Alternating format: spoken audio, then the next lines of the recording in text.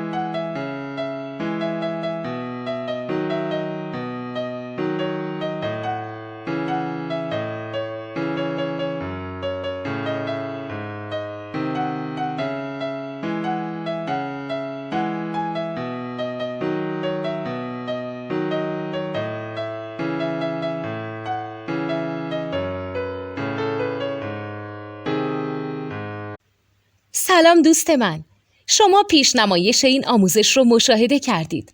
برای دیدن آموزش به صورت کامل میتونید به وبسایت نوت2 که مرجع آموزش موسیقی هست مراجعه کنید.